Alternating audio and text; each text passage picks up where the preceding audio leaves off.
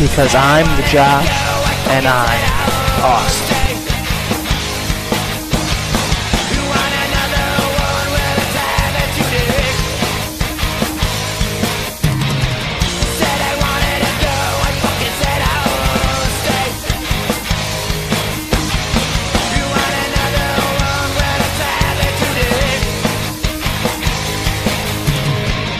Everybody has a story to tell you. Everybody wants a piece of me tonight. Everybody has a story to tell tonight. Hello and welcome to episode 4 of The Josh Says, starring me, The Josh. This week in wrestling was a return to a 2-hour non-special on Monday Night Raw from Las Vegas, featuring the return of the Raw Roulette, highlighted by the end of the show promo from CM Punk. For those in attendance, immediately afterwards, Michael Cole announced the suspension of CM Punk. Since then, his Facebook page has been pulled down. He's been pulled off of the WWE roster page. This is a work.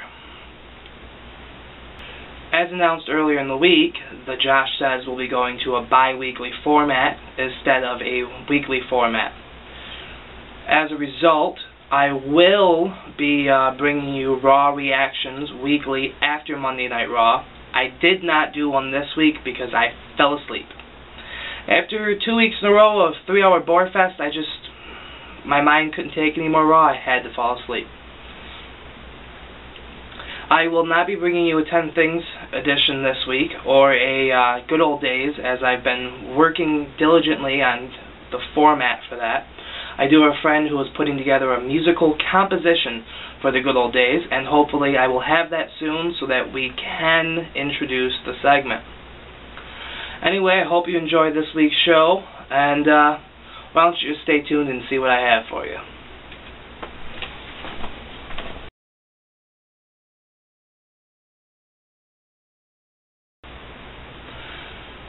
This week I'm bringing to you If the Josh Booked the WWE.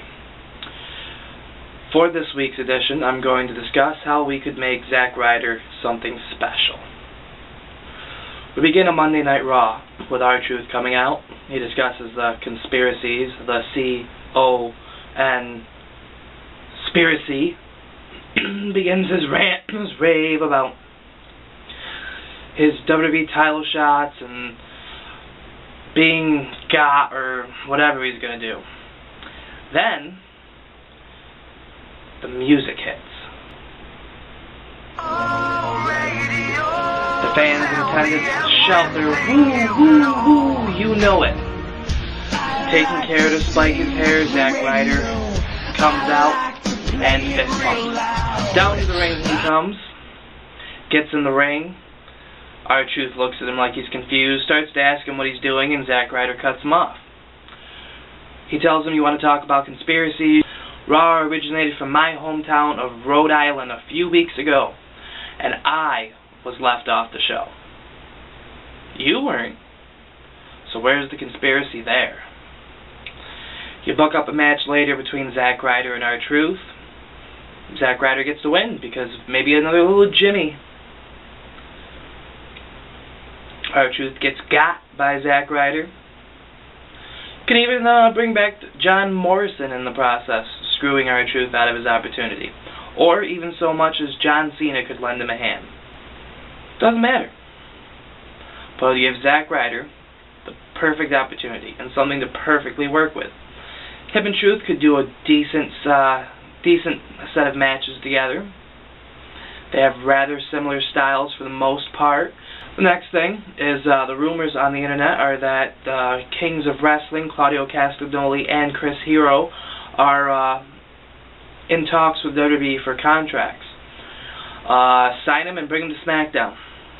I will not get into too much more of this because I will be discussing them in an upcoming article I'm writing in my Stable Wars series. I do have a plan for them if they were to be brought in.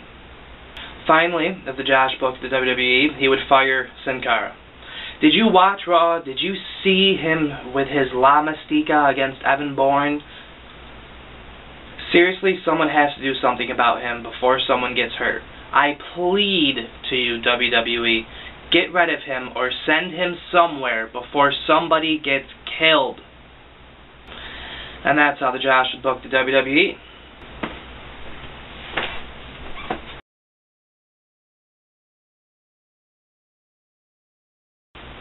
Now I know the millions and millions of the Josh's fans want to know what's on his mind. Well, as always, what a piece of shit Sin Cara is. Zack Ryder's lack of push, but there is the potential for one now. He has been getting a lot of wins on Superstars, and from what I've read, makes an appearance on next week's Monday Night Raw. Very brief. Zack Ryder has also been featured in some of the house shows overseas against Primo, and he has been being booked as a face. Also on my mind, Josh can't fathom why Kelly Kelly was given the Divas title. She is by far the worst female wrestler in the world. My 5-year-old daughter could wrestle better. I would rather watch Sin Cara wrestle than Kelly Kelly. Yes, I mean that. It's nice to see Evan Bourne getting a bit of a push lately. Very sad to see Mason Ryan out now on injury. I am curious to see what's going to happen with the rest of the New Nexus once CM Punk's contract is up. Mark Henry and the Big Show has proven to be an interesting feud going on. I really like the way it's going. Money in the Bank looks to be interesting. On my mind now is a big question. I was pretty set in mind who was going to win Money in the Bank a couple months ago, being R-Truth, but now I'm really contemplating it being Alex Riley. With the push he's been getting, defeating The Miz time and time again, I'm starting to think we're going to see Alex Riley come out of Money in the Bank with the contract. Why the hell is Rey Mysterio in Money in the Bank?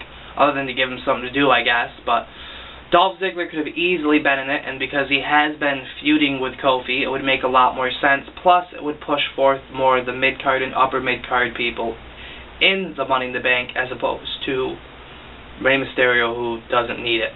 I'd have been far more interested in seeing the combination of Dolph Ziggler with anybody else in the Money in the Bank match as opposed to Rey Mysterio. I'm still boycotting SmackDown. I still think Randy Orton is also a piece of trash. Not as bad as Sin Cara. I'm pleased to see Daniel Bryan getting a bit of a push in his feud with Cody Rhodes. It's been extremely interesting, and I think the two of them are the perfect fit. And that is what is on my mind. Excuse me, my name is Wade Barra, and this has been a KA production. So don't even try to come after me, John Cena, because I got a voiceover gig now. I'm Wade Barra, and I approve this message. John Cena